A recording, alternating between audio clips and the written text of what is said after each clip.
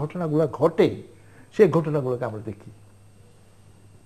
আমাদের এখানে যে মূল জায়গাটা প্রথমত হচ্ছে যে 1971 সালে যে এক্সপিরেশনটা ছিল, এই এক্সপিরেশনটা, এবং এটা একটা কঠিন কাজ ছিল যে প্যান ইসলামী রাজনীতিকে পরাভূত করেই যে আমরা বাংলাদেশটা পেয়েছিলাম। কেউ তখন 1971 সালে তখন অনেকে এটা ভাবে নাই যে একটা বাংলাদেশ নাও একটা নতুন রাষ্ট্র হবে, এটা একটা ইম্পসিবল ছিল। কিন্তু বঙ্গবন্ধু দৃঢ়তার ফলশ্রুতিতে বা বাংলাদেশের জনগণকে উনি ক্যারি করতে পেরেছিলেন বলে, একটা স্বপ্ন দেখাইছিলেন বলে, সেটাই আমাদের ওই চ্যালেঞ্জটাকে উনি মোকাবেলা করতে পেরেছেন এবং বাংলাদেশ নামক একটা রাষ্ট্রের সৃষ্টি হয়েছিল। এবং যখন বাংলাদেশকে পুনর্গঠন করা হচ্ছে, কিন্তু তখন বুঝে যায়নি যে রিপাট্রিয়েট, আমাদের সেনাবাহিনীর রিপাট্রিয়েট অংশ প্লাস ওই যে ঘাপটি মারে যে পরাজিত শক্তি এবং আমাদের আর্থসামাজিক অবস্থা সংমিশ্রণে কিন্তু এবং আন্তর্জাতিক ইন্ধনে যে আমাদের 15 আগস্ট ঘটনা ঘটে। এবং 15 আগস্ট ঘটনা ঘটার পর আজকে দিবালোকের মতন পরিষ্কার, মরহুম জিয়া রহমান ক্ষমতা আসীন আসার পর যেই সামাজিক অবস্থার উত্থান ঘটে, সেই সামাজিক অবস্থান যে আজকের যে রূপটা, সেই রূপটা মূলত ওই জায়গা থেকে এসেছে। এখন ধরেন আমার যখন ছাত্র অবস্থা ছিল বা বিশ্ববিদ্যালয় 60-এর দশকে, তখন ভালো ছাত্রগুলা সমাজ বিপ্লবের জন্য, এক ধরনের সমাজ বিপ্লবের জন্য, সমাজতন্ত্রের জন্য সংগ্রাম করত এবং তারা সেখানে আত্মহুতি দিত, কিন্তু কুণ্ঠাবোধ করেন। এটা বিশ্বজনীন একটা বিষয় ছিল। আজকে এই ধরনের একটা বিশ্বজনীন বিষয় আছে, সেটা হলো ইসলামী বিপ্লব বা প্যান ইসলামী চেতনা মধ্যে, এবং সর্বশেষ এটাও একটা সৃষ্ট বিদেশিদের দ্বারা সৃষ্ট বা বিশেষভাবে আমেরিকা দ্বারা সৃষ্ট আইএসআই, এটার ভিতর দিয়ে খেলাফত আন্দোলন, খেলাফত রাষ্ট্র প্রতিষ্ঠার যে সোনালী স্বপ্ন, সেই স্বপ্ন নিয়েই কিন্তু আজকে ভালো ছেলেগুলা, উচ্চবিত্তের ছেলেগুলা একটা তারা এটা স্বপ্ন দেখছে। এই স্বপ্নের আলোকে আলোকিত হইয়া, আবেগপ্রবণ হইয়া তারা বিভিন্ন রকম কর্মকাণ্ড করছে। এবং আমাদের দুঃখটা হচ্ছে আমরা কিন্তু জাতীয় ইস্যুগুলোতে কনসেনসাস হতে পারিনি এখনো।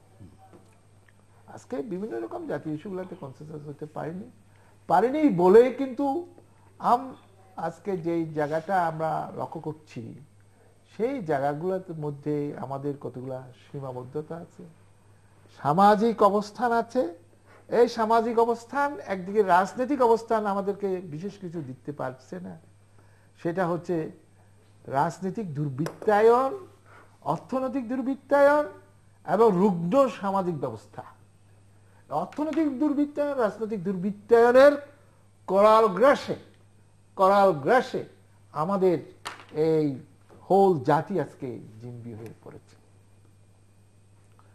এখানে যে জিনিসটা হচ্ছে যে 1971 সালে যারা যুদ্ধ অপরাধ করছে, যে সর্বজন স্বীকৃত, সেই যুদ্ধ অপরাধীদেরকে বিচারের প্রশ্ন নিয়ে আমরা জাতি এক হতে পারিনি। আজকে ওই শক্তিটা, অপশক্তি আজকে আন্তর্জাতিক লবি সৃষ্টি করার মধ্য দিয়ে জাতীয় কায়েমি স্বার্থবাদীর সাথে একটা জোট, গাঁটছাড়ার জোট বেঁধে তারা আজকে সরকারকে চ্যালেঞ্জ করছে। এবং আজকে আমি মাননীয় প্রধানমন্ত্রীর সাহসিকতা, তার যে দৃঢ়তা, তার যে দূরদর্শিতা, সেটাকে আমি প্রশংসা করি। এই কারণে উনি জীবনের ঝুঁকি নিয়ে আজকে এই অপশক্তির বিরুদ্ধে সংগ্রাম করছেন। হয়তো অনেকে বলবেন যে উনি পারবেন কি না, সেটা পারা না পারা এটা পরে ইতিহাস বিচার করবে। কিন্তু ইতিহাস এটা দেখবে যে অপশক্তিরা আজকে আমাদের মুক্তিযুদ্ধের চেতনা বা অসাম্প্রদায়িক গণতান্ত্রিক বাংলাদেশ প্রতিষ্ঠার যেই আমাদের লক্ষ্য ছিল, সেই লক্ষ্যকে যারা চ্যালেঞ্জ করছে, তাই আমি সংগ্রাম পরিচালনা করতে সাহসিকতার সহিত আমি মনে ইতিহাসে ওনার এই অনবদ্য ভূমিকা অত্যন্ত স্বর্ণাক্ষরে আসবো আবার আপনার কাছে। মিস্টার নিতা রায়চৌধুরী, আপনাকে ধন্যবাদ। আপনি যে কথাটা শুরু করলেন যে বাংলাদেশ যে পরিস্থিতির মাঝে এখন যাচ্ছে, এই পরিস্থিতি মানে মোকাবেলা করা যেত কিনা বা এই পরিস্থিতি আসার মানে কারণটা কি, বা এটা মোকাবেলা করা যেত কিনা, আর সঠিকভাবে এই পরিস্থিতি মোকাবেলার জন্য আমরা সঠিক জায়গায় অ্যাড্রেস করতে পারছি কিনা, এর মূল বিষয়টা হলো এই। মানে একেবারে অতি সাম্প্রতিক বিষয়গুলো এখানে মানে আসা দরকার। একদিকে বাংলাদেশ একটা ভয়ঙ্কর পরিস্থিতির মাঝ দিয়ে যাচ্ছে, কিন্তু একটা ভয়ঙ্কর পরিস্থিতি। বাংলাদেশকে যেটা মানে বলা হচ্ছে যে এই দেশে জঙ্গিবাদের উত্থান ঘটে গেছে, অথবা ব্যাপক জঙ্গি আঘাতের সম্ভাবনা এখানে দেখা যাচ্ছে। এবং বেশ কিছুদিন ধরেই প্রথমে ধর্মীয় সংখ্যালঘুদের উপরে, ধর্মীয় মানে হিন্দু, মুসলমান, খ্রিস্টান, বৌদ্ধ, যারাই সংখ্যালঘু মানে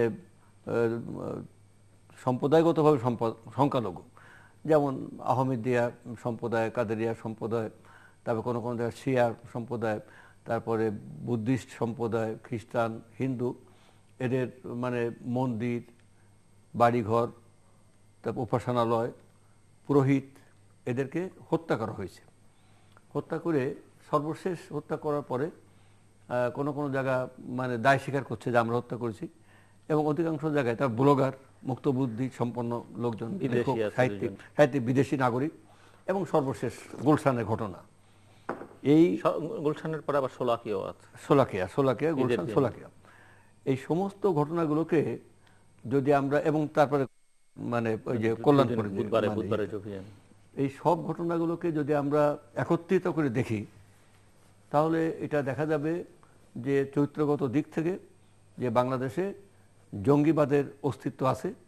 মঙ্গলবারের অভিযান, মৌলবাদের অস্তিত্ব, মৌলবাদ তো মানে মৌলবাদটা কি, ধর্মের যে ফান্ডামেন্টালসগুলো এইটে যারা আঁকড়ে ধরে সেই ফান্ডামেন্টালিস্ট। এবং ধর্মের ফান্ডামেন্টাল অনেক দিক আছে, মানে অনেক বিশ্বাস আছে, ধর্ম বিশ্বাসের মাঝে যে দিকগুলো একেবারে মৌলিকভাবে মানে শিক্ষিত, সেই জায়গার থেকে যদি আমি সরতে না পারি, যেমন আগে ছিল যে ওই যে আপনার a Mohammedan may have 4 wives at a time, একজন মুসলমান এক সময় 4টে স্ত্রী রাখতে পারবে, 4-এর অধিকও পারবে, কিন্তু এক সময় 4টে। তো এখন কিন্তু সেখান থেকে সরে এসছে। আইয়ুব খানের যে ফ্যামিলি ল অর্ডিন্যান্স যখন করলো, তখন বললো যে একজন মুসলমান যদি if A Mohammedan wants to contract second marriage, he will have to obtain permission from his first wife, অর্থাৎ ফার্স্ট ওয়াইফ থেকে নিতে হবে। এবং তালাকের পরও আবার রিকনসিলিয়েশনের জন্য আরবিট্রেশন কাউন্সিল আছে। তো এবং মানে এই যে আইনটা, এটা কিন্তু অনেকটা প্রগতিশীল কথাটা হলো, কিন্তু ওই যে 65-এ যখন ইলেকশনটা হলো, ফাতেমা জিন্নাহ এবং ওই যে এদিকে আইয়ুব খান, সেই ইলেকশনে কিন্তু মানে ওই আইয়ুব খানের এইগুলোকে তৎকালীন, তার মধ্যে কমিউনিস্ট পার্টিও ছিল, মানে এই আমাদের এখানে, তারা কিন্তু ওটাকে মানে বিরোধিতা করলো, ওই ফ্যামিলি ল অর্ডিন্যান্সটাকে বিরোধিতা করলো। তো বিরোধিতা করা কিন্তু ঘুরে ফিরে আবার মৌলবাদের দিকে চলে যায় আর কি, মানে ফান্ডামেন্টাল। এটা অন্য প্রসঙ্গ, এটা একটা ব্যাপক ব্যাপার। এই ব্যাপারটা সেকুলারিজমটা কি, এগুলো একটু ব্যাপক আলোচনার বিষয়, তো আমি সেখানে যাচ্ছি না। আমি যেটা বলতে চাচ্ছি সেটা হচ্ছে বাংলাদেশে মানে টেরোরিজম যেটা, মানে সন্ত্রাসবাদ, যেটা সন্ত্রাসবাদী একটা রাষ্ট্র মানে গড়ে ওঠার অবস্থা হচ্ছে। এটা বিএনপি যখন ক্ষমতায়, তখন আবার দেখা গেল সিরিজ বোমা হামলা হলো, একদিনে 300 জায়গা 350 জায়গা বোমা হামলা হলো। তারপরে এই 500 জায়গায় এই উদিচির ওখানে হলো, এই পয়লবী হলো। আমি মনে করি যে টোটাল এই যে ঘটনাটাই এটা সৃষ্টি করা, এবং এর পেছনে একটি আন্তর্জাতিক, কোনো কোনো ক্ষেত্রে জাতীয় সংশ্লিষ্টতা থাকতে পারে, মানে কিছু কিছু এখানকার লোকের সংশ্লিষ্ট থাকতে পারে, এবং এটা আন্তর্জাতিক, আমাদের বর্ডারের বাইরে আন্তর্জাতিক পরিমণ্ডল থেকে এই বাংলাদেশটাকে এরকম একটা অবস্থায় আনার ষড়যন্ত্র হচ্ছে। আমাদের জিও পলিটিক্যাল কারণে, আমাদের মানে নানান অনুন্নত উন্নয়নশীল দেশে এটা করা হচ্ছে। কোনো অবস্থাতেই আমাদের দেশের মানুষ সাম্প্রদায়িক নয়, এবং চরিত্রগতভাবে এখানকার মানুষ জঙ্গি নয়। সাম্প্রদায়িক এবং জঙ্গি না, এই কারণে আমি বলতে চাই যে এটা মানে দারুণ একটা সাম্প্রদায়িক সম্প্রীতির একটা দেশ, শান্তির একটা দেশ। এখানে দীর্ঘদিন বুদ্ধিস্টরা এখানে রাজত্ব করেছে, যদিও এখনও আমার মনে হয় এখনও পৃথিবীতে বুদ্ধিস্টরাই হচ্ছে সংখ্যাগরিষ্ঠ, সবচেয়ে বেশি হলো বুদ্ধিস্ট, তারপরে হয়তো খ্রিস্টান, তারপরে মুসলিম, অথবা তারপরে মুসলিম, তারপরে খ্রিস্টান। যাই হোক, বুদ্ধিস্টরা অত্যন্ত শান্তিপ্রিয়। তারা ওই যে আপনার এক গালে চট দিলে আর এক গাল পেতে দেওয়ার মতো একটা অবস্থা, মাছ খাবে না, মাংস খাবে না, দিলীপ দ্বারা যখন না মাছ খান না মাংস খান না নিরামিষ বুঝি না, আমি আমি কিন্তু আপনি না করলেও আমি এই মানে ওই ধর্মাবলম্বীদের কথা বলছেন। বিশ্বাসের প্রতি শান্তি, আমার দারুণ শ্রদ্ধা আছে, অনাবিল শ্রদ্ধা। অহিংসা পরম ধর্ম, এটি অহিংসা। হচ্ছে তাদের। এবং হিন্দু আছে, তারপরে এখানে শান্তি ধর্ম ইসলাম আছে, এই ইসলাম বুদ্ধিস্ট খ্রিস্টান পাশাপাশি বসবাস করছে, এখানে সাম্প্রদায়িক সম্প্রীতির দেশ। আমাদের সমাজে কিন্তু এটা না। এই যে জঙ্গিগুলো ধরা পড়ছে এটা কিন্তু ওই সমাজের লোক না। এই যে আমি বিভিন্ন জায়গায় গিয়েছিলাম, এই যে পুরোহিত হত্যা পরে আমি দিনাদা গেলাম, আমি পাবনা গেলাম, আমি বড়াইগ্রাম গেলাম, ওখানে কোনো লোক বলতে পারে না যে এরা কারা। একটা লোক মোটরসাইকেল দিয়ে নিয়ে আসলো, মেরে চলে গেল, ওই সমাজের লোক না। তাহলে পরে এটা হার্ড লোক। যেমন ওই যে 300 জায়গা সিরিজ বোমা হামলা, 500 জায়গা, সেখানে আপনার ঝালকাঠিতে ধরা পড়লো 2 জন, বাড়ি কোথায়, একজনের বাড়ি সিরাজগঞ্জ, একজনের বাড়ি বগুড়া।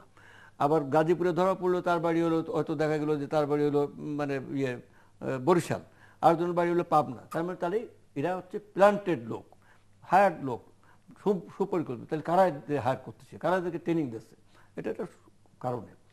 আরেকটা জিনিস হচ্ছে যে বাংলাদেশের এই পরিস্থিতি আমরা এড়াতে পারতাম। আপনি যেটা বলছেন, এই যে পরিস্থিতি সৃষ্টি হচ্ছে, পারতাম কিনা, পারতাম। এটা পারতাম কোনভাবে, যে এই দেশটা যে মুক্তিযুদ্ধের যে চেতনা, মানে দিলীপদা বলেন, মানে একটা স্বাধীনতা যুদ্ধের মাঝ দিয়েই তো দেশটা স্বাধীন হলো। যদিও দিলীপদা স্বাধীনতা এই যুদ্ধের পক্ষে ছিলেন না, উনি উনি উনি তখন স্বাধীন জনগণতান্ত্রিক পূর্ব বাংলার স্বপ্ন দেখতেন, আমরা দেখতাম। পূর্ব বাংলা মানে বাংলাদেশ, হ্যাঁ, পাকিস্তান তো সশস্ত্র, এবং পাকিস্তান না, সশস্ত্র দিয়েতে হচ্ছে, পাকিস্তান সশস্ত্রের মধ্যেই তো বাংলাদেশ। না না, পাকিস্তান না, পাকিস্তান না, সেটা আমরা পাকিস্তান চাইতাম না, আমরা জনগণতান্ত্রিক পূর্ব বাংলা, বাংলাদেশ চাইতাম। তো দিলীপ দা কমিউনিস্ট পার্টি করতেন, এবং এবং মানে অচিন্ত সেন, দিলীপ বড়ুয়া, এই সেই দিলীপ বড়ুয়া কিন্তু, হ্যাঁ, যারা ছাত্র সংগঠন ভেঙে দিয়ে চারু মজুমদার লাইনে, হক্ত লাইনে গেলেন, আমরা ওনাদের ফলো করলাম। দেখ, সেটা একটা অন্য ইতিহাস। আপনিও ছিলেন তো ওই লাইনে? হ্যাঁ, এটা অন্য ইতিহাস, এটা আমরা ছিলাম। ওনাকে নিয়েই বলছেন আপনি? না না, সেটা তো ছিল। এখন একটা কথা হলো যে এখানে আপনার এই যে মুক্তিযুদ্ধ, আমরা তো একটা পর্যায়ে মুক্তিযুদ্ধ করলাম, তাই না? এই মুক্তিযুদ্ধের মূল চেতনা ছিল গণতন্ত্র, চেতনা হলো গণতন্ত্র। এবং বাংলাদেশ স্বাধীন হওয়ার পর থেকে যদি গণতন্ত্রটা ঠিকমতো প্র্যাকটিস করতো, এই যে অনেকে বলে না যে বারবার এখানে সামরিক শাসন এসছে, এই সামরিক শাসনের উৎপত্তির মূল কারণ হলো যে মুক্তিযুদ্ধের চেতনা নিয়ে, গণতান্ত্রিক চেতনা নিয়ে আমরা মুক্তিযুদ্ধ করলাম, কিন্তু 75 সালে 25শে জানুয়ারি তারিখে যখন আপনার সেই গণতন্ত্রকে ভুলুণ্ঠিত করে, একেবারে পদদলিত করে, ছিঁড়ে ফেলে দিয়ে যখন একদলীয় বাকশাল কায়েম হলো, এবং সমস্ত প্রকার মানে মত প্রকাশের স্বাধীনতা, সমস্ত সংবাদপত্রের স্বাধীনতা, অ্যাসোসিয়েশন করার স্বাধীনতা, কথা বলার স্বাধীনতা সব বাদ দিয়ে যখন এক দল হলো, এবং সেটা যখন আজীবন থাকবে, সেই যে মানে ৪র্থ সংশোধনী, যেখানে বলা হলো যে এই সংশোধনী বলবৎ হওয়ার সাথে সাথে, মানে পার্লামেন্টের শেখ সাহেব প্রধানমন্ত্রী হিসেবে ঢুকলেন, কয়েক মিনিট পর বেরোলেন প্রেসিডেন্ট হয়ে, বলছে যে এই সংশোধনী বলবৎ হওয়ার সাথে সাথে জনাব শেখ মুজিবুর রহমান বাংলাদেশের রাষ্ট্রপতি পদে এমনভাবে অধিষ্ঠিত হবেন যেন তিনি নির্বাচিত। সেগুলো তো ধরনের একটা ধাপ আমরা পেরিয়ে এসেছি। তারপরে আপনি ৭৫ এর পর থেকে ৯০ পর্যন্ত আরেকটা অধ্যায়, সেই অধ্যায় নিয়ে নানা রকমের কথাবার্তা আছে। ৯০ এর পরে তো আরেকটা ধারা। এখনকার সম্প্রতি যে কথাটা, এই যে বর্তমানে যে মানে 1/11-এর পর থেকে যে মানে ঘটনা প্রবাহ চলতেছে, যে প্রকল্প প্রবাহ চলতেছে, বর্তমানে যে পরিস্থিতিটা, যে 5 জানুয়ারির নির্বাচন, সেই নির্বাচনে বিএনপি যায় নাই, অংশগ্রহণ করে নাই, বাংলাদেশের অনেক দল অংশগ্রহণ করে নাই, এবং বাংলাদেশের জনগণ অংশগ্রহণ করে নাই। এই জনগণ যে অংশগ্রহণ করে নাই, বিএনপি যে যায় নাই, তার কারণটা হচ্ছে যে ওই নির্বাচনের আগে পঞ্চদশ সংশোধনীর মাঝ দিয়ে যে কথাটা বলা হলো, বিশেষ করে ইলেকশন সম্পর্কে, মানে আপনি বলতে চাইছেন যে এই সংকটগুলোর কারণে, এই সংকটগুলোর কারণে আজকে দেশে গণতন্ত্র নাই। আমরা বারবার বলেছি যে যেখানে গণতন্ত্র থাকবে না, যেখানে ডেমোক্রেসি নাই, লিবারাল ডেমোক্রেসি নাই, কোনো ডেমোক্রেসি নাই, যেখানে কথা বলার সুযোগ নাই, যেখানে মিটিং মিছিল করার সুযোগ নাই, যেখানে মিলাদ পড়ার সুযোগ নাই। আমি আমার এলাকায় মিলাদ দিতে পারি নাই, এসপি সাহেব, ওসি সাহেবরা বলেন যে না, মিলাদ দেওয়া যাবে না। যেখানে গুলশানের ঘটনার পরে কালো পতাকার মিছিল করবো, কোথাও কালো পতাকার মিছিল করতে দেওয়া হয়নি। তাহলে দেশটা তো আমাদের সবারই। তাহলে যে দেশে আমার জন্ম, যে দেশে আমার রাজনীতি করার অধিকার, আমার মৌলিক গণতান্ত্রিক অধিকার, সেখানে আমি রাজনীতি করতে পারছি না, আমি মিটিং করতে পারছি না, আমি ইফতার পার্টি করতে পারছি না, আমি কথা বলতে পারছি না, যেখানে যেখানে মিলাদ দিতে পারছে না, সেই পরিস্থিতিতে আজকে আজকে মানে মানুষ সবাই যে মানে সরকারের পক্ষে হবে নাও তো হতে পারে, তাহলে সে যাবে কোথায়, এক্সপ্রেস যাবে কোথায়? এই সমস্ত পরিস্থিতির মাঝেই কিন্তু এই জাতীয় সন্ত্রাসবাদ, জঙ্গিবাদ গড়ে উঠতে পারে। তো এই জন্য আমি বলতে চাই যে গণতন্ত্রই হচ্ছে একমাত্র ইয়ে। আর একটা কথা বলে শেষ করে দাদা ভাই, আপনি বলছেন যে সঠিক জায়গায় অ্যাড্রেস করা হচ্ছে কিনা। আমাদের দল থেকে দিলীপ দায় কথাটা বলছেন, কিন্তু উনি বলছেন যে জাতীয় ইস্যুতে কোনো কনসেনসাস নাই, তার মানে ঐক্যমত নাই। আমরা কিন্তু আমাদের পার্টি থেকে এবং আমাদের পার্টি প্রধান উনি জাতীয় ইস্যুতে কনসেনসাস বলতে, যদি উনি এখানে আজকে ব্যাখ্যা করেন না, কিন্তু আমার বহুবার শোনা হয়েছে ওনার কাছ থেকে, সেই জায়গায় বোধহয় আপনি একমত হবে, মানে না হতে পারে, না হওয়ার সম্ভাবনা বেশি। আমি বলছি বর্তমান পরিস্থিতিতে, বর্তমান যে ভয়ঙ্কর আতঙ্কজনক পরিস্থিতি, বিদেশিরা এখান থেকে পালায় যাচ্ছে, নতুন করে কেউ আসছে না এখানে। এই যদি চলতে থাকে আমাদের গার্মেন্টসের বাইরেও এখানে আসতে চাইবে না। এখানে আমাদের সন্তান সন্ততিরা স্কুলে যেতে ভয় পাচ্ছে। সংখ্যালঘুরা, পুরোহিতরা পর্যন্ত, এবার আমাদের বাড়ি দুর্গাপুজোর পুরোহিত বলছে যে এবার আমরা নাও থাকতে পারি, অনেকে চলে যাচ্ছে ইন্ডিয়ায়, দলে দলে চলে যাচ্ছে। তো এই ভয়ঙ্কর পরিস্থিতিতে আজকে আমাদের একটা জাতীয় ঐক্যমতের দরকার, যেখানে বিএনপির চেয়ারপারসন আমাদের দলের প্রধান, তিনি জাতীয় ঐক্যমতের আহ্বান দিয়েছেন, মানে জাতীয় ঐক্যের কথা। সেখানে সরকার বলছে যে না, জাতীয় ঐক্য তো হয়েই আছে, মানে আমরা যেটা করবো সেই জাতীয় ঐক্য। কি স্বৈরাচারী মনোভাব, এটা করলে তো হবে না, এটাকে ঠিক আছে। প্রথমত হচ্ছে যে দেখেন, আমি একটু আগে বলেছিলাম যে সামাজিক অবস্থান, আর্থসামাজিক অবস্থান থেকে যে কোনো ক্রিয়া প্রতিক্রিয়া থেকে আমরা বিচ্ছিন্ন থাকতে পারি না। আপনি বলেছেন যে যে ঘটনা হচ্ছে, এই ঘটনা কি অ্যাভয়েড করা যেত? আপনার এই কথাটা আমি বলছি যে অ্যাভয়েড করা যেত না। It is ইনএভয়েডেবল। It was also, এটা হলো আউটকাম। আমার বিগত জিনিস না, কিন্তু সেই কথা যদি বলেন তাহলে এই রকম একটা পরিস্থিতি তৈরি হতে পারে বা হতে যাচ্ছে, এরকম কথা তো অনেক দিন ধরে অনেকেই বলছেন। এই অনুষ্ঠান থেকে আমরাও বলবার চেষ্টা করেছি। আমি অনুষ্ঠান যখন শেষ করি তখনও আপনাদের কথা ধার করে এরকম কথা বহুবার বলবার চেষ্টা করেছি একটা সিদ্ধান্ত হিসেবে। তাহলে কেন অ্যাড্রেস করা হয়নি? এখন হচ্ছে যে আপনি তো দীর্ঘ সময় ধরে সাম্প্রতিককালে সরকারের অংশ ছিলেন, 2.5 বছর আগে 5 বছর আপনি মন্ত্রী ছিলেন, আমি এখন জোটের সরকারের ক্ষমতাসীন জোটের অংশ। এখন প্রশ্নটা হচ্ছে যে ওই ঘটনাটা যে ঘটছে, যে ঘটনাটা 1 জুলাই, সেই ঘটনাটা আসছি, সেটা তো আর বিষয় না। কিন্তু প্রশ্নটা হচ্ছে এই যখনই একটা রাজনৈতিক দর্শন অ্যাসার্ট করা হচ্ছে, আরেকটা দর্শনে তার যে প্রতিপক্ষ হিসাবে দাঁড়া করানো হয়েছে, এবং আমাদের মেইন স্ট্রিমের রাজনৈতিক দলের একটা মেইন স্ট্রিম ওইটাকে প্রত্যক্ষ বা পরোক্ষভাবে সাহস যোগাচ্ছে, এবং এই জায়গাতে আপনার একটা সংঘর্ষ অবধারিত ছিল। এই সংঘর্ষের আউটকাম হিসাবে এক সময় আগুন সন্ত্রাস হয়েছে, পেট্রোল বোমা দিয়ে মানুষ মারা হয়েছে, আগুন সন্ত্রাস হয়েছে, তথাকথিত অবরোধ হয়েছে, যদিও আনুষ্ঠানিকভাবে অবরোধ প্রত্যাহার করা হয় নাই। তারপর যেটা আমাদের একটা বেনি সুতার মালার মতন, প্রথম ব্লগার হত্যা থেকে, তারপর অধ্যাপক হত্যা, তারপর পুরোহিত হত্যা থেকে আরম্ভ করে আস্তে আস্তে হইতে হইতে এই জাতীয় আপনার আমাদের গুলশানের ঘটনা সংঘটিত হয়েছে। এটার সাথে দুইটা জিনিস যুক্ত হয়েছে। একটা জিনিস হচ্ছে যারা এই সরকারকে রাজনৈতিক আদর্শিকভাবে চরম শত্রু মনে করে, তারা আভ্যন্তরীণভাবে আর আন্তর্জাতিকভাবে তাদের জিওপলিটিক্যাল ইন্টারেস্টে যারা এই সরকারকে রিজিম চেঞ্জ করা দরকার সেটা মনে করে এই দ্বিবিধ স্বার্থ সংশ্লিষ্টরা তারা ঐক্যবদ্ধভাবে এই ধরনের ঘটনা ঘটাচ্ছে। একদিকে বলে সরব হইয়া ধ্বংস করছে, আরেকদিকে ওজা হইয়া যাইতেছে। এবং যারা চাচ্ছে, যারা রিজিম চেঞ্জের প্রবক্তারা, তারা চাচ্ছে বাংলাদেশে এখানে জঙ্গি আছে, কাজে আন্তর্জাতিক প্রেশার হবে, আন্তর্জাতিক প্রেশারের ভিতর দিয়ে সরকারকে কাবু করা যাবে। এই যে জায়গাগুলো এখন একসময় তারা বিভিন্ন প্রক্রিয়া নিয়েছে, এখন সর্বশেষ প্রক্রিয়া নিচ্ছে যে এইখানে নিরাপত্তাহীনতা আসছে, কাজে এখানে আমাদের বিশ্ব ব্যাংকের অফিস, আইডিবি, আপনার এশিয়ান ডেভেলপমেন্টের অফিস, আইএলওর অফিস, ওই সমস্ত ওরা যে এখানে নিরাপত্তার অভাব আছে, ফ্রি চলা যাবে না, এবং একটা সাইকোলজিক্যাল যেটা হলো মনস্তাত্ত্বিক ভয় ভীতি হোল নেশনকে এনগালভ করার যে একটা ষড়যন্ত্র ছিল, এইটাতে তারা ষড়যন্ত্রকারীরা অনেকটা সফল হয়েছে। কিন্তু আমাদের শক্তি হচ্ছে জনগণ। আজকে এই শক্তিকে আমরা জনগণকে উপর নির্ভর করে আজকে আমরা চাই যে জনগণকে সংগঠিত করে এই যে ভয়ের রাজনীতি, এই ভয় রাজনীতি অর্থাৎ রিজিম চেঞ্জের ষড়যন্ত্র, এই ষড়যন্ত্রকে আমাদের মোকাবেলা করতে হবে।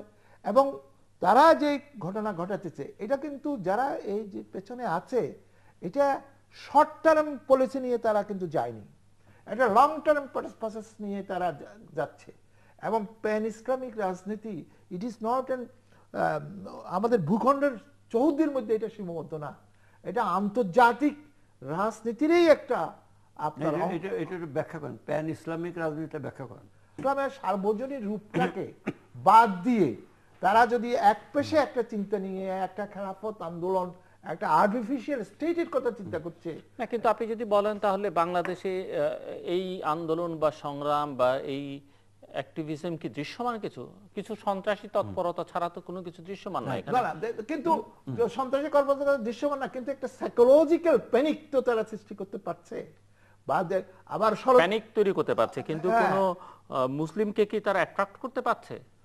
সেইভাবে তারা ওই আদর্শে পারবে না, কারণ সরকার বা অন্যান্য রাজনৈতিক শক্তি তাদের কতগুলো কর্মকাণ্ডের ফলশ্রুতিতে তাদেরকে তারা আন্ডারএস্টিমেট করছে।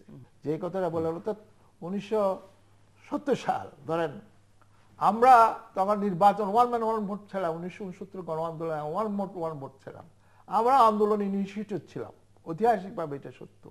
কিন্তু যখন ওয়ান ম্যান ওয়ান ভোট ছিল, আমরা ওয়ান ভোট বর্জন করে আমরা নকশালবাড়ির লাইন নিয়ে গ্রামগঞ্জে চলে গেলাম। তাহলে ফিল্ডে টোটালি আমরা দিয়ে দিলাম আওয়ামী লীগকে, টোটাল আওয়ামী লীগ ফিল্ডে নিল, কিন্তু জনগণকে সম্পৃক্ত করে যে আমরা বিপ্লব করার যে স্বপ্ন আমাদের ছিল সেটা আমরা পারলাম না। উপরন্তু 1971 সালে জনগণ যেটাকে সম্পৃক্ত হইয়া বিপ্লবী আন্দোলনে ঝাঁপায় পড়ছে, সেখান থেকে আমরা বিচ্ছিন্ন হয়ে গেলাম। তাহলে আজকে জনগণ ছাড়া তো হবে না, তারা তো মনে হচ্ছে তারা তো ক্ষেত্র তৈরি করছে, আজকে যারা প্যানিক সৃষ্টি করছে তারা তো ক্ষমতা যাওয়ার একটা ইলুশন আছে, কিন্তু প্র্যাকটিক্যালি হয়তো তারা ক্ষমতা যেতে পারবে না, বা তাদের দলও ক্ষমতা যেতে পারবে না। তারা কতগুলা ক্ষেত্র তৈরি করছে, যে ক্ষেত্রকে পুঁজি করে বিদেশিরা আজকে এখানে বা জাতীয় আন্তর্জাতিক কায়েমি স্বার্থবাদরা সে ফলটা ভোগ করবে। সেটা ফ্রুটস কিন্তু বিএনপিও নিতে পারবে না। I tell you one thing, BNP আপনি বলতে চাইছেন যে বিএনপিটি পৃষ্ঠপোষকতা, তাদের তো পরোক্ষ পৃষ্ঠপোষকতা আছে, আছে, সেটা তো অবশ্যই। জামাতকে যারা 1971 সালে আমার মুক্তিযুদ্ধের বিরোধিতা করেছে তাদেরকে নিয়ে আপনার যে কোথায় জাতীয় আচ্ছা যাক এখানে, এবং এই জাতীয় ঐক্যের নামে কি হবে? এই জাতীয় ঐক্যের কথা বলে 5 দিন পরে এটা ভেঙে যাবে, বলবে যে আমাদেরকে জয়েন্ট কনভেনর করতে হবে, বলবে যে আমাদের যে রাজনৈতিক নেতারা জেলে আছে তাদেরকে ছাড়িয়ে দিতে হবে। মানে আপনি কনভেনর তো দূরের কথা, জয়েন্ট কনভেনর করতে না আগে। হ্যাঁ, কাজেই আর তাছাড়া এখানে আসবে আড়ালে আপনি মেইন টার্গেট যেটা আছে, মেইন টার্গেট, আজকে তো সেই সাহস নাই আমাদের বিএনপির চেয়ারপারসনের, সেই সাহস নাই। উনি বলেন যে জামাত যুদ্ধ অপরাধী, তাদের সাথে আমার কোনো সম্পর্ক নাই। মোহরম জিয়া রহমান উনি মুক্তিযোদ্ধা ছিলেন, ওনার দাবি করেন। কাজেই সেই মুক্তিযুদ্ধের প্রতিষ্ঠিত রাজনৈতিক দলের নেত্রী যদি সেই জামাতকে নিয়ে ঘর করতে চান, সেটা দিয়ে তো আর জাতীয় ঐক্য হবে না। জি মিস্টার চৌধুরী, ওনার কথার মধ্যে কিন্তু ইয়ে আছে, সেলফ কন্ট্রাডিকশন আছে। হ্যাঁ, এটা এক ধরনের আত্মপ্রবঞ্চনা বলে আর কি। এখন উনি যে দৃষ্টিকোণ থেকে লয়ার হিসেবে বলতে পারেন, না না না না এটা তো ওরকম লয়ার হিসেবে আমি এই যুক্তি তো দিতে পারি, এই যুক্তি তো দেওয়া যায় যে এই যে বিভিন্ন জায়গা ব্লগার হত্যা, মানে সন্ন্যাসী হত্যা, ইয়েতে এই যে ঘটনাগুলো ঘটলো, বা এই যে গুলশান, এই যে একটা প্যানিক সৃষ্টি হচ্ছে, এতে লাভবান কে হচ্ছে? লাভবান হচ্ছে সরকার, লাভবান হচ্ছে। এটা সরকার করছে আমি বলতে চাই না, আমি বলছি যে এটা একটা ষড়যন্ত্রের মানে এটা বাংলাদেশের মানে সমাজ এরকম না, বাংলাদেশে এভাবে ইসলামাইজেশন হয়নি, বাংলাদেশে এভাবে সাম্প্রদায়িক হয়নি, বাংলাদেশে এভাবে আপনার জঙ্গিবাদী সমাজে পরিণত হয়নি, সেটা আমি আগেই ব্যাখ্যা করে গেছি। এখন উনি বলছে যে এটা বিএনপির এর সাথে ইয়ে থাকতে পারে, যেটা উনি কেন ওনার থাকতে প্রধানমন্ত্রী পারে বলেননি। উনি পজিটিভ বলছেন, কিন্তু মানে এটার লাভবান হচ্ছে সরকার। কেন লাভবান হচ্ছে? কারণ সরকার না, বল সেটা তো প্রয়োগ করে আপনারা বল সুযোগ বল দিচ্ছেন। বল প্রয়োগ করে ভোটবিহীনভাবে অবৈধভাবে বল প্রয়োগ করে রাষ্ট্র ক্ষমতায় আসে। তো বল প্রয়োগ করে যখন রাষ্ট্র ক্ষমতায় থাকে তখন তার বিরুদ্ধে এক ধরনের কিন্তু মানে মানে ক্ষোভ ধুমায়িত হতে থাকে, ক্ষোভ বিক্ষোভ এগুলো ধুমায়িত হতে থাকে। কারণ যখন এত অন্যায় হচ্ছে, আপনার বাংলাদেশের শেয়ার বাজার লুণ্ঠন করে 40-50 লক্ষ মানুষকে পথে পাঠায় দিয়েছে এই সরকারের আমলে। এখানে সরকারের অর্থমন্ত্রী বলছে এটা সাগর চুরি হয়েছে আচ্ছা, ঠিক আছে। ফিনান্সিয়াল ইনস্টিটিউশনগুলো। এখানে বাংলাদেশ ব্যাংকের রিজার্ভ থেকে টাকা নিয়ে চলে আসছে, বাংলাদেশ ব্যাংকের রিজার্ভ থেকে। কি ভয়ঙ্কর পরিস্থিতি! এখানে আপনার মিল কলকারখানা সব কিছু হয়ে গেছে, সমস্ত ফিনান্সিয়াল ইনস্টিটিউশনগুলো সব ধ্বংস, সব লুটপাট চলতেছে। এখানে আপনার উন্নয়নের নামে সর্বগ্রাসী মানে লুণ্ঠন চলতেছে। যেখানে পদ্মা সেতু প্রথমে বলছিল 8,000 কোটি টাকা, এখন সেখানে বলছে 28,000 কোটি টাকা। তার মানে তার অর্ধেকই মানে লুণ্ঠন করবে। এরকম 10টা পদ্মা সেতু করতে পারলে 10 গুণ মানে লুণ্ঠন করা যেত। এখানে মানে 1 কিলোমিটার রাস্তা করতে ভারতে কত লাগে, এখানে অনেকবার আলাপ হয়েছে, চীনে কত লাগে এবং বাংলাদেশে মানে তার 3 গুণ বেশি লাগে, মানে সবটাই লুণ্ঠন। এই লুটপাট, এই যে দুর্নীতি, এই যে গুম খুম হত্যা সব কিছু করছে জোর করে রাষ্ট্র ক্ষমতা ফ্যাসিবাদী কায়দা দখল করে এই লুণ্ঠন চালাচ্ছে। এই লুণ্ঠনের বিরুদ্ধে জনগণ যাতে ফুঁসে না ওঠে তার জন্য একটা অন্য ইস্যুতে নিয়ে ধামাচাপা দিয়ে ভিন্নভাবেই করছে। কারণ প্রত্যেকটা ঘটনায় কিন্তু সরকার এবং সরকার প্রধান বলছেন আমরা জানি এটা কারা করেছেন, আমরা জানি এটা কে করেছেন। তুমি জানেন যদি আপনারা কারা করেছেন, আপনারা জানেন যদি এটা তাহলে আপনার ব্যবস্থা নিচ্ছেন না করো। আজকে জাতিকে এত বড় ভয়ঙ্কর আতঙ্কের মধ্যে ফেলেছেন কেন? আমরা এই কথাগুলো বলতে চাই। আর এই যে বিএনপি একটি দেশপ্রেমিক উদার গণতান্ত্রিক রাজনৈতিক দল, বিএনপি বক্তব্য শুধু একটাই যে একটি ফ্রি ফেয়ার ইলেকশন, নিরপেক্ষ নির্বাচন, নিরপেক্ষ সরকারের অধীন নির্বাচন দেন।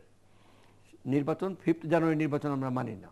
সেই নির্বাচনের মাধ্যমে এবং আপনারা মানে বারবার করে আপনাদের মন্ত্রীরা বলছেন, আপনি বলছেন ব্যর্থ হয়েছেন, ব্যর্থতার দায় স্বীকার করে নিয়ে আপনি নির্বাচন দেন। নির্বাচনে জনগণ যাকে ভোট দেয় সে ক্ষমতায় যাবে, এগুলো আমাদের নিরপেক্ষ নির্বাচন, এগুলো বিএনপির একমাত্র কথা। বিএনপি উদার গণতন্ত্রে বিশ্বাস করে। আর জাতীয় ঐক্যের কথা বলেছি কারণ এর চেয়ে বড় জাতীয় ইস্যু আর কিছু নাই। জাতীয় ঐক্য উনি বলছে জাতীয় ঐক্য মানে আবার কনভেনরকে জয়েন্ট কনভেনর হতে চাবো কেন? জাতীয় ঐক্যের ফর্মুলাটা কি সেটা বলেন, জাতীয় ঐক্য সরকার ডাকুক, তারপর সেখানে আমরা কথা বলবো।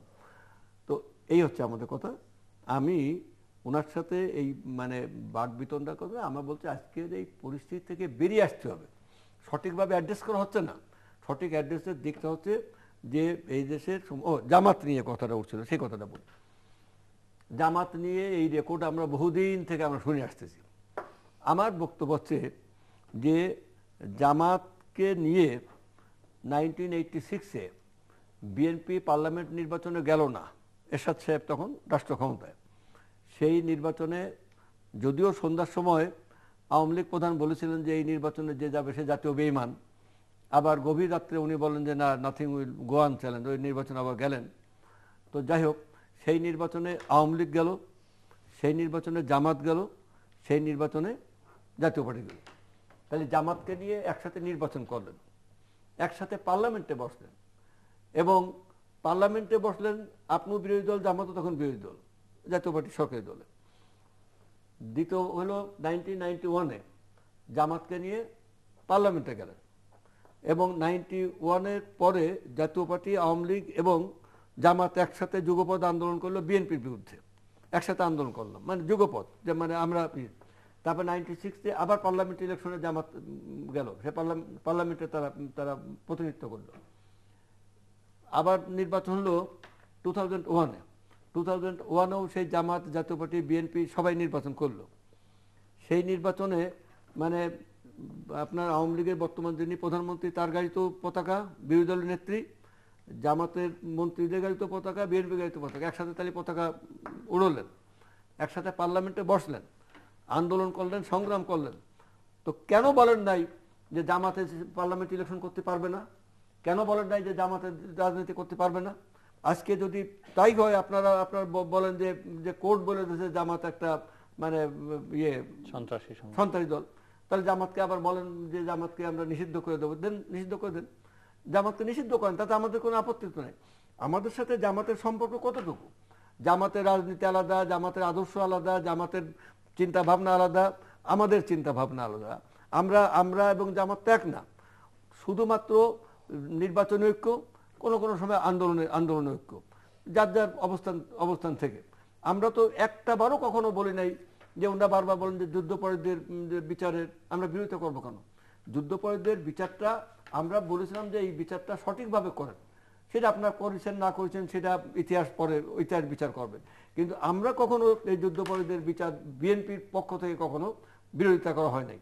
আমরা যেটা বলেছিলাম যে আন্তর্জাতিক মানের করেন, এটা না করলে ভবিষ্যতে আপনার কিন্তু আবার মানে এটা প্রশ্নবিদ্ধ হবে, এইটু শুধু আমরা বলেছিলাম। সেটা আপনারা কি করেছেন না করেছেন সেটা সময় এবং ইতিহাস সেটা বিচার করবে। আমাদের বক্তব্য শুধু এইটুকু, আমরা কোনো কিছু বিরোধী না। আমাদের দল হচ্ছে মুক্তিযোদ্ধাদের দল। এই দলের প্রধান যিনি প্রতিষ্ঠাতা, বিএনপি যিনি প্রতিষ্ঠাতা, তিনি মহান মুক্তিযোদ্ধা, তিনি স্বাধীনতার যুদ্ধ ঘোষণা দিয়ে তিনি প্রথম বাংলাদেশের স্বাধীনতার যুদ্ধ ঘোষণা দিয়ে যুদ্ধ করেছেন। আপনারা তো সব পালাইয়ে মানে সীমান্তের উপরে যে আপনারা বহাল তবিয়তে আপনার সময় কাটাইছেন। তো এখানে বড় করে কথা বলবেন না। বিএনপি মুক্তিযোদ্ধাদের দল, এবং এই জিয়াউর রহমান যদি মানে তিনি যদি রাজনীতিতে না আসতেন 7ই নভেম্বরের পরে, তাহলে আজকে বাংলাদেশে অনেকেই রাজনীতি করার সুযোগ পেতেন না।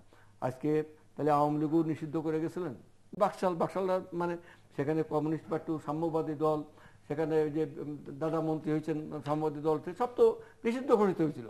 সেখানে আপনার ন্যায় প্রমুখ সব রাজনৈতিক দল নিষিদ্ধ। অতএব ইতিহাস থেকে যদি শিক্ষা গ্রহণ করেন, তারপরে আমার বক্তব্য হলো যে দেশ আমাদের, জাতি আমাদের, আমরা সবাই দেশে আমাদের মুক্তিযুদ্ধের মাধ্যমে দেশ আছে। আসেন, এখনো সময় আছে, আসেন ঐক্যমতে পৌঁছাই, সবাই জাতীয় ঐক্য গড়ে তুলে সমস্যাগুলো সমাধান করি। যখন এদিকে হিটলার বিমান বাহিনী আক্রমণ করলো, তখন চার্চিল সমস্ত তার যা বিমান ছিল সব বিমান আকাশে তুলে দিল, দিয়ে হিটলার বুঝলো যে আরে এত বিমানকে আমি কিভাবে মোকাবেলা করব, তারা রিট্রিট করলো। অর্থাৎ রাজনীতির সিদ্ধান্ত হচ্ছে কৌশল, উপস্থিত বুদ্ধিমত্তা, এটা হলো যে মূল বিষয়। এখন 5ই জানুয়ারি নির্বাচনে আপনারা আসলেন না কেন ভাই? অ্যাজ পার কনস্টিটিউশন তো নির্বাচন ঘোষণা করা হয়েছিল। মাননীয় প্রধানমন্ত্রী, স্বরাষ্ট্রমন্ত্রী সহ 5টা মন্ত্রণালয়ের দায়িত্ব বিরোধী দলকে জানাইছিলেন। ওনারা ওইটাকে ক্যাশ করতে ইলেকশনে, বিএনপি তো বিপ্লবী পার্টি না, নির্বাচন বর্জন করে বিপ্লব করবে, নির্বাচন বর্জন না করে তারা ঘরে বসে রয়েছে। একটু সাপ্লিমেন্ট করি, ওই যে বললো 15th অ্যামেন্ডমেন্টে যে parliament election will be held 90 days before dissolution of parliament ডিজলভের 90 দিন আগে হবে। এইটাতে আমরা যেতে পারি না তো, কারণ পার্লামেন্ট তো ডবল, একজন এমপি থেকে এমপি ইলেকশন করবে। সেটা তো আপনারা বলেন না, আপনারা বলছেন এই তত্ত্বাবধায়ক সরকার না হলে যাবেন না, এইটাই। কিন্তু মাননীয় প্রধানমন্ত্রী একটা বেটিং স্পেস হিসাবে এক ধরনের সব দলকে নিয়ে একটা নির্বাচনকালীন সরকার গঠনের জন্য বিএনপিকে 5টা মন্ত্রণালয়ের দায়িত্ব দিয়েছিলেন।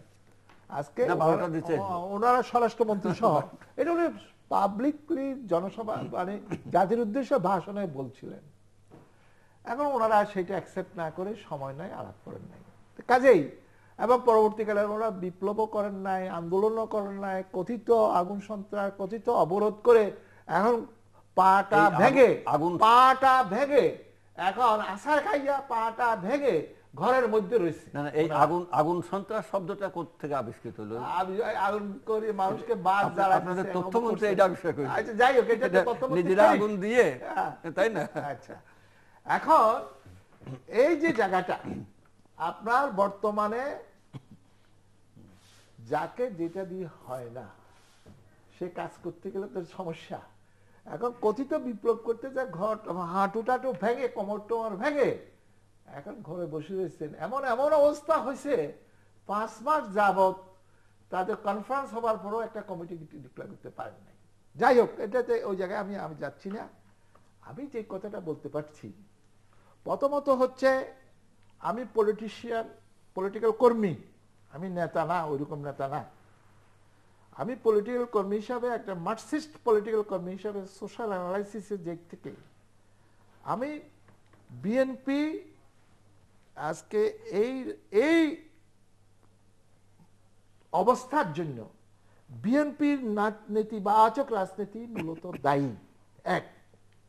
দুই হচ্ছে আজকে বিএনপি মনে করতেছেন, বাট আমরা কি দুটোই নিতে পারি না? মানে আপনার কথাও কিছু ঠিক, ওনার কথাও কিছু ঠিক। এটা তো মানে হবে না। আপনি বলছেন বিএনপি দায়ী, উনি বলছেন গণতন্ত্রহীনতা, নির্বাচন ঠিক না হওয়া, এগুলো তেল আর পানিতে মিশানো যাবে না, তেল আর পানিতে মিশানো যাবে না। আমি কাজে এখান থেকে দূর, এখান থেকে করবো এটা খিচুড়ি, ওই খিচুড়ির ঐক্য দিয়ে আপনার রাজনৈতিক সমস্যার সমাধান হবে না। না, ঐক্য করতে হলে তো সব পক্ষকে কিছু ছাড় সেই দিতে জন্য হবে। জনগণের ঐক্যের উপর আমরা চাচ্ছি, জনগণের ঐক্যের উপর। শত্রু আমার মিত্র, মাও সেতুংয়ের কথা। এই যে অনেকে এইটা নিয়ে আত্মতৃপ্তি পাচ্ছেন। বিএনপি শত্রুকে, তাই সে আপনার মিত্র হবে। বিএনপি শত্রুটাকে, জনগণ তো বিএনপির পক্ষে। কোথায় বিএনপির পক্ষে? 70% জনগণ মানুষ নামে না কেন? বিএনপি নেত্রী এত কিছু ডাকে না, নামে না কেন? পাবলিক আসে না কেন ঘর থেকে? আচ্ছা, ওই জায়গায় আমি যাচ্ছি না, সেগুলো বহু কথা হয়েছে। আমি যে জায়গাটা কথা বলছি, এখানে আমরা যে রাজনীতি করছি, সেকুলার ডেমোক্রেটিক সেকুলার পলিটিক্সের জন্য আমাদের পিছনে কোনো জায়গা নেই। এবং আজকে ধূম্র জাল সৃষ্টি করে যারা আবার রাজনীতি করতে চাচ্ছেন, তারাও কিন্তু ক্ষমতা যাওয়ার সম্ভাবনা খুবই ক্ষীণ। তারা মনে করার কোনো কারণ নাই যে একসময় এতদিন আগে মনে করতো যে আওয়ামী লীগের বিকল্প আমরা, বা ওদের বিকল্প আওয়ামী লীগ, এইভাবে একটা প্রসেস চলে আসছিল।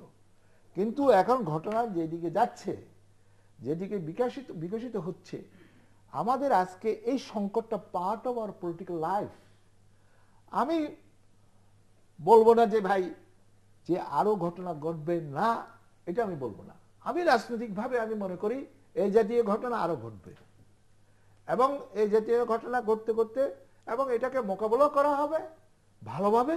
আর যেতে না কিছু কিছু ঘটনা ঘটতে থাকবে তুষের আঙুলের মতন, আপনাদের কিছুদিন থাকবে। কারণ এটা আন্তর্জাতিকভাবে একটা প্যাট্রোনাইজেশন আছে। এই আন্তর্জাতিক প্যাট্রোনাইজেশন এবং বিভিন্ন জনের অ্যাম্বিশন আছে। বাংলাদেশ যে আজকে উন্নয়নের দিকে যাচ্ছে এবং তার অর্থনৈতিকভাবে স্বাবলম্বী হচ্ছে, এটাকে ক্রাশ করে দেওয়ার জন্য অনেকে মার্কেট চাচ্ছে, যে আজকে গভর্নমেন্টের মার্কেটটা তারা ট্রান্সফার করে নিয়ে যেতে। অনেক বন্ধুবেশী দেশও চাইতে পারে।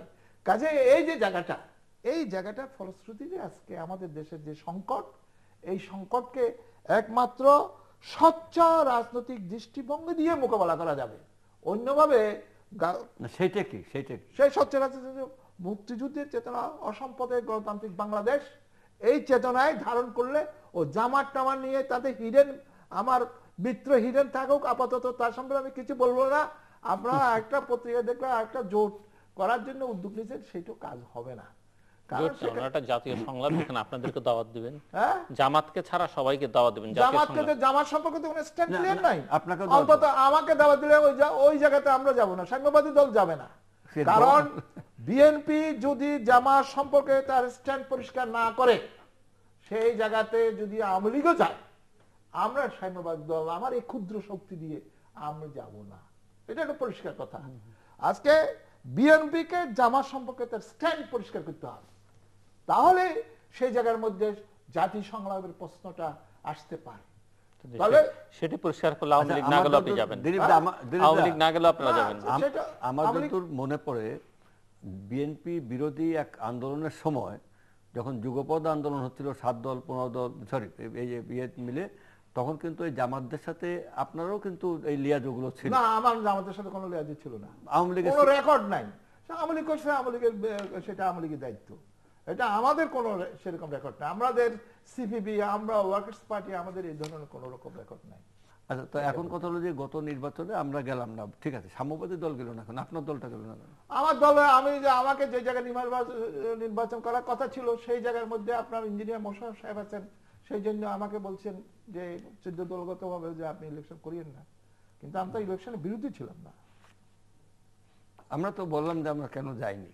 না না বুঝছি আপনার যাই হোক, এখন আসলে এখান থেকে এই সংকটকে অতিক্রম করবার উপায় কি? শোন, এই যে সংকট, এটা তো মানে সৃষ্টি করা উনি যেমনটা বলছেন এটি থাকবে, দীর্ঘকাল থাকবে, তুষের আগুনের মতো থাকবে। না, উনি বলছেন তার কারণ হলো যে উনি বলছেন অন্য জায়গার থেকে, উনি বলছেন একটা কথা, সেটাকে আমি ওনার ঘাড়ে দিতে চাই, ওনাদের ঘাড়ে। উনি বলছেন যে এখানে আন্তর্জাতিক ষড়যন্ত্র আছে এবং দেশের ভিতরেও উচ্চাকাঙ্ক্ষী কিছু মানে উচ্চাভিলাষী মানে কিছু রাজনৈতিক ইয়ে থাকতে পারে। আচ্ছা, আমার মনে হয় যে এটা আন্তর্জাতিক ষড়যন্ত্র আছে এবং এই মোকাবেলা করার প্রাথমিক দায়িত্ব হচ্ছে সরকারের, এবং সরকার সেই দায়িত্ব পালন করতে ব্যর্থ হয়েছেন এইভাবে বলবো যে এখনো পর্যন্ত কোনো ঘটনার সঠিক মানে তদন্ত বা বিচার বা সঠিক মানে ভাবে তুলে ধরা এটা ধরতে পারছেন না। যেমন মানে কল্যাণপুরের ঘটনা কালকে বলছে যে মানে পুলিশ বলছে যে এটা জেএমবি হতে পারে, তারা অনুমান করছেন, অনুমান নির্ভর, কিন্তু তারা দাবি করে আইএস।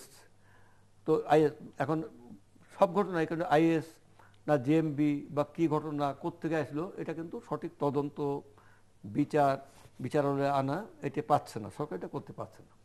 আরেকটা ঘটনা হচ্ছে যে আমরা আগে জানতাম বা আগে জানতো, কিন্তু আগে জানতো সেখানে সঠিক সময় সঠিক পদক্ষেপ তারা নিতে পারেন নাই, এবং যেখানে শেষ পর্যন্ত সেনাবাহিনীকে ডাকা হচ্ছে সেটাও সঠিক সময় মানে ডাকা হয়নি। এই যে বিষয়গুলো যদি দেখার দায়িত্ব কিন্তু নাগরিকদের আছে, কারণ দেশটা কিন্তু নাগরিকদের, আপনার পাহারাদার মাত্র। এই দেশটা হচ্ছে পিপলস রিপাবলিক, এটা হচ্ছে জনগণের রাষ্ট্র। এই রাষ্ট্রের প্রত্যেকটা নাগরিকের অধিকার আছে এই বিষয়টা জানার জন্য।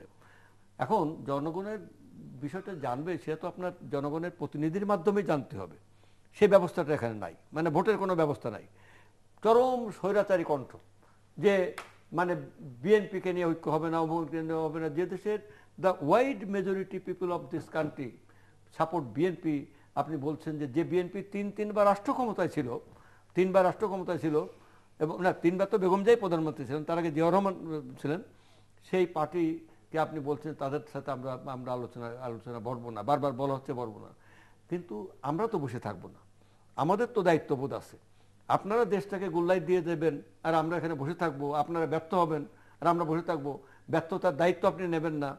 আপনি মানে ওই যে প্রসঙ্গ কমে আসে, অর্থমন্ত্রী বলছেন সাগর চুরি হয়ে গেছে, তাহলে আপনি অর্থমন্ত্রী থাকেন কেন? লজ্জা করা উচিত এবং পদত্যাগ করে মানে দায়িত্ব ছাড়া উচিত। তো আজকে আমরা কিন্তু বসে থাকবো না। আমাদের দল থেকে আমরা বিভিন্ন বুদ্ধিজীবীদের সাথে আলাপ হয়েছে, চিন্তাশীল ব্যক্তিদের সাথে আলাপ হয়েছে। এরপরে আমরা সমস্ত রাজনৈতিক দলের সাথে কথা বলছি, আহ্বান জানাচ্ছি এবং আহ্বান দেব। আমরা এখানে যারা মানে স্বাধীনতা প্রিয়, যারা আপনার মানে গণতান্ত্রিক, যারা জাতীয় স্বার্থের পক্ষে, যারা দেশপ্রেমিক, যারা দেশটাকে রক্ষা করতে চায়, তাদের নিয়ে বৃহত্তর জাতীয় ঐক্য গড়ে তুলবে, সেটা জাতীয় ঐক্য। কারণ এখানে 2টা পথ আছে, একটা পথ আমরা মানে হারায় গেছি, সে পথ বালুচরে হারিয়ে গেছে। হ্যাঁ, মানে যে নদী হারায় স্রোত কি মানে তো দাদা কর না, একটু কবিতা বলতে হতো, ভুলে গেছি। আচ্ছা, জানি সে জানে কি হয়নি হারা, যে নদী হারায় স্রোত হয়েছে সারা, জানি না জানি তবু হয়নি হারা নাকি। যাই হোক, তো এখন এই জাতীয় সন্ত্রাস এগিয়ে মানে প্রতিহত করতে পারে একমাত্র বিপ্লবী সংগ্রাম আন্দোলন, জনগণের বিপ্লবী আন্দোলন এই জাতীয় সমস্ত কিছুকে নস্যাৎ করে দিতে পারে। কিন্তু সেইটে আমরা আপাতত, যদিও শেষ হয়েছে বলে বলবো না, আপাতত সেটা আমাদের পথ হারা ফেলেছে। হ্যাঁ, এবং সেই পথ হারানো লোকগুলো মানে ক্ষমতার লোভে, সুবিধার লোভে তারা বিভিন্ন এই যে প্রতিক্রিয়াশীল শক্তির সাথে, স্বৈরাচারী শক্তির সাথে আপোষ করে একটু মন্ত্রী একটু অমুক স্বপ্ন দেখে বেড়াচ্ছে বা হয়েছে। তো দিলীপ দাও তার মধ্যে একজন, আমি বলে ফেলো। তো এখন আমাদের কোনো কন্ট্রিবিউশন নাই। আচ্ছা, তো এখন কথা আমার গণতান্ত্রিক আন্দোলন আছে তো, আছে সেটা তো আমি বলছি। আমি বলছি যে সেই 9 সালের নির্বাচনে তো ভাই আপনারা অংশগ্রহণ করছেন, 8 সালের নির্বাচনে আপনারা অংশগ্রহণ করছেন না? সেই বিপ্লবী আপনারা ডিভিড খাইছেন হইতে পারেন না, ডিভিড খাইনি মন্ত্রী। যাক, সেই বিপ্লবী সংগ্রাম যে রুখে দেবে মানে এই যে মৌলবাদকে মানে ইয়ে কি বলে জঙ্গিবাদকে, সেটা এখন অনুপস্থিত। আরেকটা জায়গা আছে, সেটা হচ্ছে জনতার ঐক্য গড়ে তোলা। জনতার ঐক্য সবসময় দায়িত্বশীল সরকারের উচিত হলো। যেমন ধরেন ভারতে কার্গিল যুদ্ধ হলো, কার্গিল যুদ্ধ হওয়ার সাথে সাথে তারা কিন্তু ভারতের সব রাজনৈতিক দল এক জায়গায় বসলেন। সেখানে আপনার বিজেপি, সেখানে আপনার কংগ্রেস, দেখেছেন আপনি খেয়াল করে সবাই এক জায়গায় বসছে। আজকে মানে ওই মানে যে কোনো ইস্যুতে ওরা ঐক্যবদ্ধ হয়ে যাচ্ছে। আমাদের বক্তব্য হচ্ছে যে এখানে আজকে আমাদের দেশে যেহেতু সংকট আমরা সবাই হতে পারবেন জাতির জনগণের প্রশ্নে অনুভব করছি, জাতির জনগণের প্রশ্নে ঐক্যবদ্ধ হতে পারবেন। কিন্তু কথা যে যদি আপনি সে ঐক্য বসতে না চান, এ দোষ সে দোষ এ অজুহাত দেখে, তাহলে বুঝতে হবে যে আপনি ঐক্য চান না। কেন চান না? তার মানে যে আপনি তাহলে এই ঘটনা ঠিক আছে, জিয়ে থাক, আমরা ঐক্য চাই এই না। ঘটনা আপনি জিয়ে থাক চান, যেটা উনি বলছেন যে তুষের আগুনের মতো জ্বলতে থাকবে, এটা তো তার মানে এই আমার ঘটনাকে analysis। আপনার জিয়ে রাখতে চাবেন। আমার তো অ্যানালাইসিস এটা, আমি তো আমার পলিটিক্স না, না, তার মানে এই ঘটনাকে আপনি জিয়ে রাখতে চান, এই ঘটনাটাকে ওনারা জিয়ে রাখতে চান। জিয়ে থাকার ওরা আমার তুষের কোনো আগুনের মতো আপত্তি নেই। জ্বলতে থাকুক, যাতে করে ওই আগুনের কাছে মানে বিরোধী দল আর মাথা তুলে না উঠতে পারে। এবং আমি শুধু সন্ত্রাস দমন করছি বলে একটা নাটকে স্টেজ করব, একটা অভিনয় করব, করে দেখাবো যে আমরা সন্ত্রাস মানে দমন করছি। এটা হবে না। মানুষ কিন্তু তো বোকা নাই, মানুষ কিন্তু বোকা নাই। আজকে ফেসবুকে দেখবেন একটা ছবি আছে, হ্যাঁ, সেটা আমি নাই উল্লেখ করলাম, আপনারা নিশ্চয়ই লক্ষ্য করেছেন। এগুলো কথা হলো যে এই নাটকীয়তা দিয়ে কাজ হবে না। রিয়েলিটি যদি চান তাহলে পরে এখনো সময় আছে। বেগম খালেদা জিয়া, আমাদের প্রিয় দেশনেত্রী বেগম খালেদা জিয়া, তিনি যে আহ্বান দিয়েছেন জাতীয় ঐক্যের পতাকা তলে এই জাতি আসবেই। আপনারা সময় থাকতে আসুন, এটা আপনার প্রতি আপনাদের। মিস্টার দিলীপ বর্মা, প্রশ্নটা হচ্ছে যে কথা আছে আমাদের গ্রামে মোল্লার মসজিদ পর্যন্ত, আপনাদের দূরে যে ঐক্য, যাদেরকে নিয়ে ঐক্য করবেন, ডক্টর কামাল হোসেন, বদরুদ্দোজা চৌধুরী, যাকে ওই মহাখালীতে দৌড়ে এয়ার লাইনের পাশ দিয়া বিএনপির ক্যাডারেরা দৌড়াইছিল, তারপর ওই যে আমাদের মুক্তিযোদ্ধা, বীর মুক্তিযোদ্ধা কাদের সিদ্দিকী, এই তো লিমিটেশন। তো আমরা তো রাজনৈতিক অঙ্গনে বিচরণ করতেছি, দেখতেছি। এখন প্রশ্নটা হচ্ছে যে জাতীয় যে জনগণকে উদ্বুদ্ধ করা খুবই কঠিন, পারবেন না। এবং আপনারা যেটা বলছেন, হ্যাঁ, আপনাদের রাজনীতি যদি সঠিক হয়, আপনারা জনগণকে ক্যারি করতে পারলে ভালো, এটা তো আপনাদের রাজনীতির বিজয় হবে। কিন্তু আমরা যেটা বলতে চাচ্ছি, এখন জামাতের প্রশ্নে চুল পরিমাণ ছাড় দেওয়ার কোনো স্কোপ নাই বর্তমান রাজনীতির প্রেক্ষাপটে। কাজেই বিএনপি যদি জামাতের ব্যাপারে আচ্ছা এটাকে সাইড লাইনে রেখে আমরা তথাকথিত, এইটাও এফেক্টিভ ঐক্য হবে না। আমরা অ্যাসেসমেন্ট করলাম, আমরা করেন না। আরে আশ্চর্য, আমি অ্যাডভান্স বলতে পারি না যে ঐক্যের যে তার পরিণতিটা কি হবে, আমরা বলতে পারি তো ওইটা। তো আমার এই ঐক্যের পরিণতিটা তেমন কোন আপনার হাক ডাক হবে তেমন কোন। আচ্ছা, আপনাদের ভয় কি জামাতকে নিয়ে না বিএনপি নিয়ে? আমাদের কোনো ভয় নাই। আমাদের রাজনীতি নিয়ে ভয়, মৌলবাদী নিয়ে ভয়, জঙ্গিবাদ নিয়ে ভয়, সন্ত্রাস নিয়ে ভয়, হারানোর ভয় না। আপনার তো মানে এইটা সকল ঐক্যের কথা বলে ওদেরকে আস্তে আস্তে ঘুম পড়ে রাখতে চান, আপনাদের আচলের তলে রাখতে চান। নিরপেক্ষ নির্বাচন হলে সেটা হোক না, নিরপেক্ষ আপনার ক্ষমতা দেন না, আপনার ক্ষমতা হারাবেন, এই হচ্ছে ভয়। আমি তো রাজি আছি ভাই, আমি ক্ষমতা হারাইতে তো রাজি আছি, আমি রাজি আছি ক্ষমতা যেতে। আপনি তো সর্বহারা, আপনার তো হারানোর ভয় নাই। এইটা মনে রাখবেন, বিএনপি নামক রাজনৈতিক দল, যার নেতৃত্বে মাননীয় সাবেক প্রধানমন্ত্রী চেয়ারপারসন, এখন ক্ষমতা দেওয়ার সম্ভাবনা খুবই ক্ষীণ। রাজনৈতিক দৃষ্টিভঙ্গি থেকে আমি কথা বলছি। আপনাদের ক্ষমতা থাকার সম্ভাবনা কত দূর? আমি সেই জায়গায় যাচ্ছি না, সেটা তো আমরা তো আছি ক্ষমতায়, যতদিন আমরা থাকতে পারি থাকবো, কথা পরিষ্কার। এখানে আপনার থাকবেন, এখানে যুদ্ধ আছে, we are in war, we are at war, we are at war. কে বাঁচবে? আমাদের ফুল ফাইনালি সার্ভাইভ, ক্ষীণ। আপনাদের কে ফাইনালি সার্ভাইভ করবে নট ইট ডিসাইডেড। আমরা যুদ্ধে আছি, আমাদের কমান্ডার হচ্ছে মাননীয় প্রধানমন্ত্রী জননেত্রী শেখ হাসিনা, তার রাজনৈতিক দর্শন অসাম্প্রদায়িক গণতান্ত্রিক বাংলাদেশ। এই রাজনৈতিক দর্শন তাহলে নিয়ে এই যে সাম্প্রদায়িক হত্যাগুলো হচ্ছে এগুলো কি? এগুলো তো যারা করছে, ষড়যন্ত্রকারীরা করছে। সবই যে আওয়ামী লীগের লোকজন ধরা পড়ছে। ধরা পড়লে আওয়ামী লীগের লোকেরা, অনেক আওয়ামী লীগ নামধারী অনেক লোক এখানে এখন এই যে জড়ো হবে। আপনার রামুতে সেগুলো তারপরে বিভিন্ন অনেক জায়গায়- আওয়ামী লীগ নামধারী অনেক লোক জড়ো হবে, আমি তো বলতেছি। কিন্তু প্রশ্নটা হচ্ছে পরিষ্কার, সেটা হতে পারে। কিন্তু উনি যে রাজনীতি দর্শন নিয়ে আজকে আমরা 14 দল ঐক্যবদ্ধ হয়েছি, এই রাজনীতি মানে ধারাবাহিক এক দল তৈরি করা, এই তো না, দর্শন। একদল না। ওই আমাদের সাম্যবাদী দলের জি, কোনো ধন্যবাদ। কাজ কর্মকাণ্ডকে তো বাধা দিচ্ছে না। আমরা আগামী ডিসেম্বরে সম্মেলন করবো, আমাদের পার্টির অসুবিধা তো হচ্ছে না। আমি কথাটা বলতে পারছি আজকে এই এখন বর্তমানে আপনি যেটা বলছেন প্রথম দিকে, যে এই আনঅ্যাভয়েডেবল সিচুয়েশন, এইটা হলো আনঅ্যাভয়েডেবল, এইটাকে আমি মোকাবেলা করে সামনের দিকে অগ্রসর হবো, যেটা মাননীয় প্রধানমন্ত্রী চান। ধন্যবাদ। দর্শক, আমরা অনুষ্ঠানের শেষ প্রান্তে